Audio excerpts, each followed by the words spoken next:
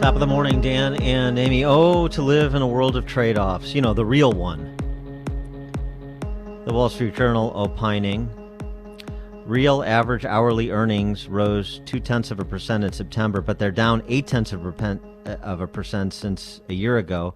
Real hourly earnings are down 1.9% since January when Joe Biden became president. What the progressive government giveth in transfer payments, it taketh in higher prices and real wage declines. And that's exactly what's happening. That's a transitory inflation. I guess it depends on your definition of transitory. Going through some of the numbers. Try renting a car or truck, assuming you can find one. You'll pay about 43% more than you did in September of 2020. Food and energy prices rose 0.9%, 1.3% respectively. Beef prices are up 17.5% over the last 12 months. Fresh fish and seafood up 10.7%. Major appliances 9.6%. Furniture and bedding 11%, and so on and so forth. And you can't even get a new car or a used car. I mean, you can, but it's very, very expensive. Mm-hmm. What the progressive government giveth in transfer payments and taketh in higher prices and real wage declines. And by the way, of course, who does this most negatively impact? Middle and lower income families who spend a greater percentage of their income on basics like food and transportation, who are less insulated from these sorts of price fluctuations than the wealthy. Price increases, not fluctuations. Here is a response from the Biden administration, an economics from dummies dissertation by Jen Psaki. Well, it requires us explaining, and through working with all of you as well, that the cost of meat is also related to competition and the small number of large meat producers who have a dominance over the market, and the fact that a lot of these issues are not as simple as a one-sentence explanation. The meat oligopoly is what's responsible for the spike in meat prices year over year. Mm-hmm. Okay. Does she go grocery shopping? Does she have a clue? Or does she have a shopper for her? For more on the topic, we're pleased to be joined by Robin Wigglesworth. He is the Financial Times global finance correspondent. He's got a new book, Trillions, How a Band of Wall Street Renegades Invented the Index Fund and Changed Finance Forever. We'll talk a little bit about mutual funds and ETFs. But, Robin, thanks for joining us. Appreciate it. No, thanks for having me, Dan and Amy. On the matter of, inflation, as Milton Friedman famously observed, is always and everywhere a monetary phenomenon. So that necessarily implicates the central bankers, despite what Jen Psaki is telling us. The reaction, your reaction to these arguments intended to tamp down this notion that we're going to, as Jamie Dimon said, that we're going to see inflation for a while and it's likely to be higher than people think. Well, it's hard to know for certain. I mean, the markets themselves are pricing in that inflation is going to spike, but it's not going to stay durably higher. And the markets can always get stuff like this wrong. But broadly speaking, we shouldn't forget that in the past 20, 30, almost 40 years, there's been this secular downswing and disinflationary environment, and there are all sorts of reasons for that. Now, that can change, and that is naturally worrying. I'm not going to say that this is the end of the era of disinflation and we're facing a new 1970s stagflation yet. There's certainly a lot of concern about it at the moment. Well, and one of the reasons there's concern is because I don't think anybody truly knows how, for just to stick in America for a second, how you unwind a decade of quantitative easing combined with $10 trillion in funding money over the last 18 months. It's going to be interesting to see how they do that. I mean, don't forget, after the financial crisis, it took them almost, 8, 9 years to start unwinding some of that QE. And they only got basically a year of unwind, a very slow unwind before COVID hit us. So we're going on 12 years now. I think it can be done, but it's clearly that the system is probably more fragile than we'd like. And maybe at some point, yes, you just need to rip the Band-Aid off and accept there might be some pain because of it. But I'm still hopeful that, we can still make sure that we get a recovery that, works for a lot of people. Another system that may be a little bit more fragile than we wanted to believe it was is sort of the global supply chains for private sector companies. And you had the former Home Depot CEO, that is Bob Nardelli, suggesting the situation is so dire that the U.S. military should be deployed to help alleviate supply chain pressure. Forget longshoremen, or in addition to longshoremen, we need the military's involvement to get the containers off of these cargo ships and the products to market.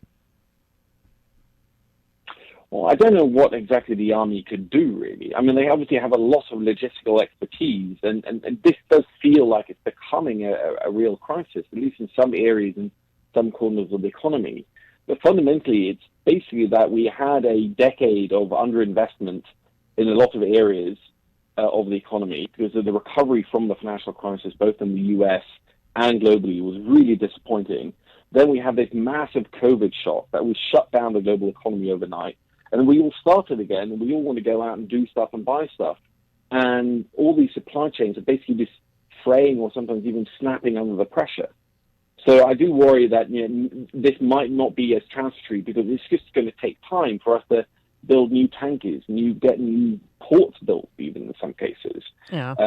The Army, I'm sure, could help in some areas, but I don't know how it can be even a short-term real fix. Well, President Biden, I don't know if you saw him yesterday when he spoke about the supply chain issue, said, now we're going to keep docks and ports open and have them working 24 hours. But the problem is there's no truckers there to take the cargo.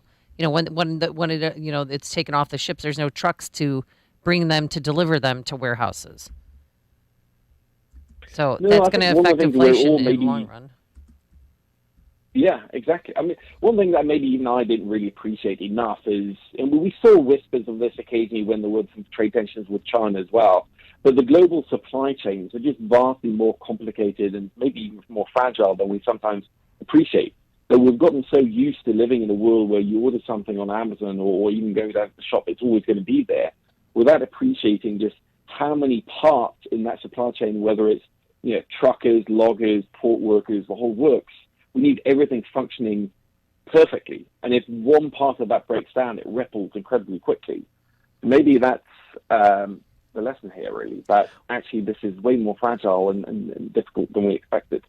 Well, one of the other lessons, perhaps, and this is the subject of a recent piece by Joel Kotkin from Chapman University, is the far-flung supply chains. And the lesson of moving all the production to China. He points out a UBS study that as many as 50 to 60% of firms are now producing in China have moved or are planning to move their production facilities closer to home. Some include major companies like Black & Decker, who've moved production to a new facility and moved their production to a new facility in Fort Worth as part of its reshoring strategy. But as you point out, those decisions to reshore, those take time too, to build new production facilities or find new production facilities where you can move production closer to home. Yeah, no, I think this is going to be a trend, and this started a few years ago. I think people did start getting the heebie-jeebies about just how long these supply chains are.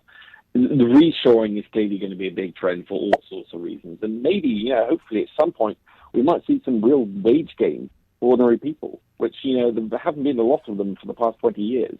Yeah, so at some point nice. That's going to help, but it's unfortunately it might be a little bit painful getting there. I guess it's a bit like unwinding QE. You need to do it at some point, but doing it isn't any fun. Let's talk a little bit about your book, Trillions: How a Band of Wall Street Renegades Invented the Index Fund and Changed Finance Forever. The band of Wall Street renegades, are they heroes in this story? I think so. I mean, they're just brilliant people, really. They were disruptors in some very classic sense. They saw something that there was an industry that was growing pretty fat on fees paid by, everything from pension funds and wealthy people to ordinary people saving for the future. And they realized most people, the vast majority of people, could do better with just a really simple product, the index fund, that just tracks the entire stock market, for example. And that saved, millions of Americans hundreds of billions of dollars directly indirectly, trillions of dollars thanks to the fee pressure that it's bringing on the cost of all savings products. The cost of mutual funds has fallen by a third over the past 20 years, and that's largely thanks to the invention and growth of index funds. And it also helps to hedge risk too, those vehicles. Well, I mean, there's an adage in finance that diversification is the only free lunch. That most economists don't think there are that many free lunches. There are always trade-offs, but diversification, buying essentially all the stocks in the stock market, you might not think it's a great idea, but think of it like buying all the eggs and putting them in many different baskets. You're diversifying your risk, so you are net carrying far less risk than you would if you just bought, let's say, a handful of stocks, whether they're sort of GameStop or Apple for that matter. And just giving us some historical perspective on this, because mutual funds and ETFs are so ubiquitous now. People think they were always part of these investment vehicles always existed. Obviously, they didn't. But what it took to bring these ideas to fruition, and how much inertia these renegades were pushing against. Oh, enormous! It's like shifting mountains. I mean, it'd be like trying to launch electric cars 100 years ago, where people were using horses 150 years ago. So most of the time, people have throughout history invested their own money in the typically wealthy, and then maybe over a century ago, we saw the 2 centuries ago, we saw the birth of the first pooled investment trust. And then 100 years ago, especially in the US, the mutual fund. And the mutual fund is a phenomenal invention, one of the biggest and most impactful in the history of finance. And there's still like $40 trillion in mutual funds overall, globally. So it's a huge thing. But what people maybe always suspected a little bit, or some people suspected, certainly after things like the Great Depression, that people proved for the first time in the 50s and 60s, was that the average fund manager, despite trying to do a good job, actually underperformed the market over time. Mm-hmm. And in the long run, the vast majority of human fund managers actually do a pretty dismal role. So if you can just get a really simple fund that is tracked the stock market, you do better in the long run, just performance-wise, and you save in costs because you're not paying all those salaries. You're not paying accountants, analysts, lawyers, fund managers. He is Robin Wigglesworth, the book as Financial Times Global Finance Correspondent. The book, Trillions, How a Band of Wall Street Renegades Invented the Index Fund and Changed Finance Forever. Robin, thanks for joining us. Good luck with the book. Yeah, thanks. And thanks for having me on. Thank you. And he joined us on our turnkey.pro answer line. It's news, opinion, insight. This is Chicago's Morning Answer on AM 560. The Answer. Your health is a hot topic today, and the conversation always seems to lead back to your nutrition.